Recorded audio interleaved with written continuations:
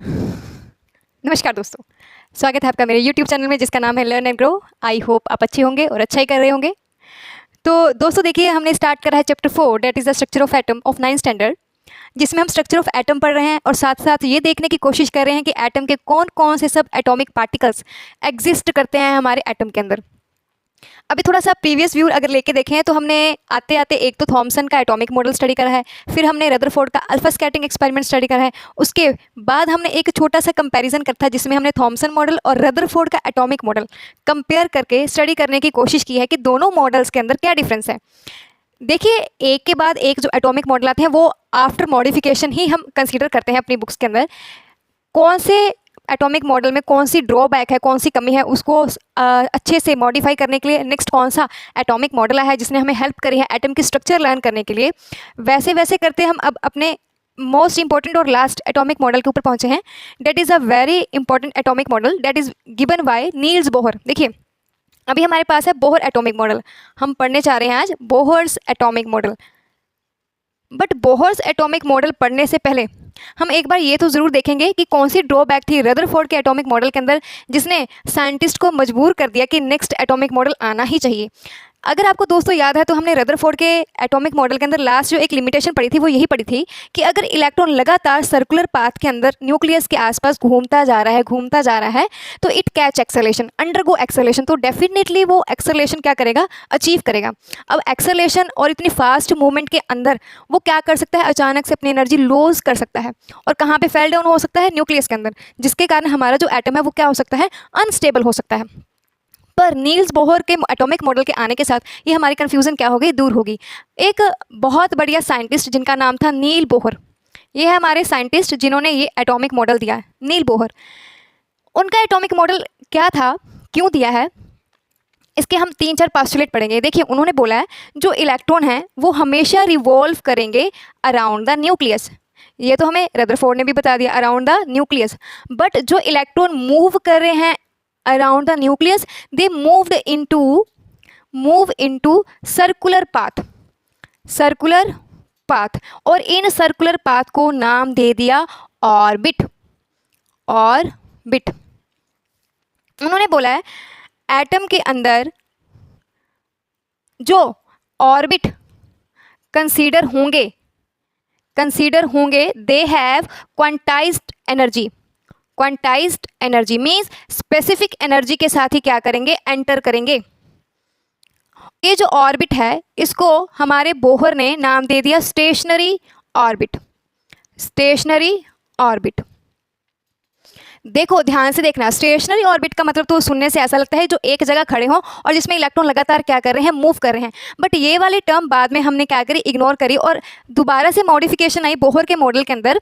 Stationery का मतलब ये नहीं है कि ऑर्बिट एक जगह के ऊपर ही खड़े रहेंगे, इसका मतलब ये है कि उनकी स्पेसिफिक अमाउंट ऑफ एनर्जी है जिसके ऊपर इलेक्ट्रॉन क्या करेंगे, मूव करते रहेंगे। मीन्स स्टेशनरी स्टेट हम ये कंसिडर करके नहीं चलेंगे कि ऑर्बिट स्टेशनरी स्टेट के अंदर रुके हुए हैं, they have some specific amount of energy, इसलिए हमने उनको स्टेशनरी ऑर्बिट बोला है।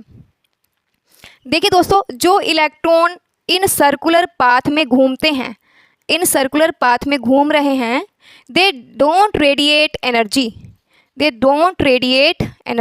घूमते घूमते इलेक्ट्रॉन कभी भी सर्कुलर पाथ के अंदर अपनी एनर्जी लॉस्ट नहीं करेगा और यही हमारे ड्रॉबैक दिया था रदरफोर्ड के एटॉमिक मॉडल के अंदर कि इलेक्ट्रॉन घूमते घूमते सर्कुलर पाथ में घूमते घूमते एनर्जी क्या करेगा, रेडिएट करेगा, निकाल देगा और एनर्जी की कमी होने के कारण जो इलेक्ट्रॉन है वो फेल कर जाएगा, गिर जाएगा न्यूक्लियस के अंदर। पर यहाँ पे बोहर ने अपने पास्टुलेट में बोला है कि इलेक्ट्रॉन जो है जब वो सर्कुलर पाथ के अंदर घूमेगा वो एनर्जी रेडिएट नहीं करेगा during motion.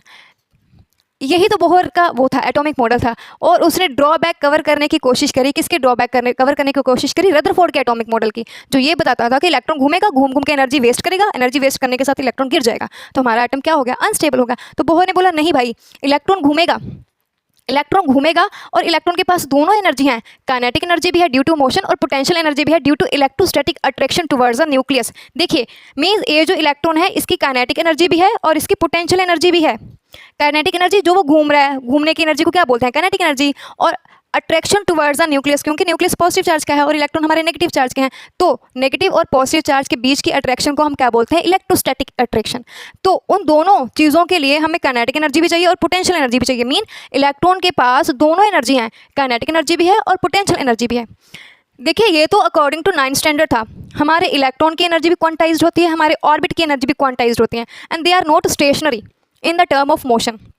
They have quantized energy, fixed amount of energy, so they are stationary in nature. तो इसलिए ये दो टर्म्स को हम कभी भी क्या नहीं करेंगे, कंफ्यूज नहीं करेंगे। अगर आप 11th स्टैंडर्ड के अकॉर्डिंग बोहर मॉडल चलो तो उसमें ये बताया गया है कि इलेक्ट्रॉन लोअर लेवल से, अगर हमारा जो ऑर्बिट है वो लोअर एनर्जी का है, उसमें से अगर इलेक्ट्रॉन जंप करना चाहे हाई एनर्जी ऑर्बिट के अंदर तो वो एनर्जी यूज़ करके जंप कर सकता है, और अगर हायर ऑर्बिट से लोअर ऑर्बिट की तरफ आना है तो वो भी एनर्जी लूज करके आ सकता है। खैर इस जमेले में हम नहीं पढ़ेंगे, हम अकॉर्डिंग टू 9th स्टैंडर्ड अगर चलें, जितना हमारी अंडरस्टैंडिंग लेवल है उसके अकॉर्डिंग करेंगे तो वो हमारे लिए ज़्यादा अच्छा रहेगा।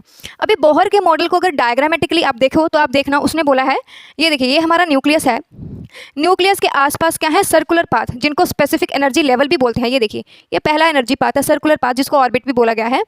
ये है हमारा सेकंड, ठीक है, ये है हमारा थर्ड, ये है हमारा थर्ड ऑर्बिट, और ये है हमारा फोर्थ। ये देखिए ये हमारा है पॉजिटिव चार्ज का न्यूक्लियस, और ये हमारा है फर्स्ट शेल, जिसको हमने नंबर दिया है n = 1, सेकंड को दिया है n = 2, ये थर्ड को दिया है n = 3, और ये फोर्थ को दिया है n = 4। n means number of energy level. In orbits को हम एनर्जी लेवल के नाम से भी क्या करते हैं, जानते हैं। एनर्जी लेवल भी बोलते हैं और ऑर्बिट भी बोलते हैं, ऑर्बिट भी बोलते हैं, दोनों के नाम से। There are specific energy level into an atom. देखिए बोहर ने जो इनको नाम दिया था वो के नाम से दिया था, इनको शेल भी बोलते हैं, एनर्जी शेल भी बोलेंगे। के, इसको एल, इसको एम और इसको एन, ये नाम दिया है इसको। Number of orbit, circular path around the nucleus, इनको ऑर्बिट भी बोलेंगे, एनर्जी लेवल भी बोलेंगे और शेल भी बोलेंगे, मेन शेल। अभी आप सोचने वाली बात है कि अगर बोहर ने इनको नाम दिया है के, सबसे न्यूक्लियस के पास वाला है के, उससे नेक्स्ट वाला है एल, उससे नेक्स्ट वाला है एम और लास्ट वाला है एन। अगर सोचने की बात आप ये सोचो कि बोहर ने के से ही नाम क्यों स्टार्ट करा है, वो ए से भी तो स्टार्ट कर सकता था, वो बी से भी स्टार्ट कर देता था। They are the starting alphabets, और हमें और ईजी हो जाता है कि ए बी सी डी ही हमने एनर्जी शेल को नाम देना है। बट क्योंकि जो एक्सरे स्पेक्ट्रोस्कोपी है उसके ऊपर वर्क बहुत पहले से था, या इवन कि बोहर मॉडल आता उससे पहले से चल रहा था, और वो देने वाला था चार्ल्स बर्कला।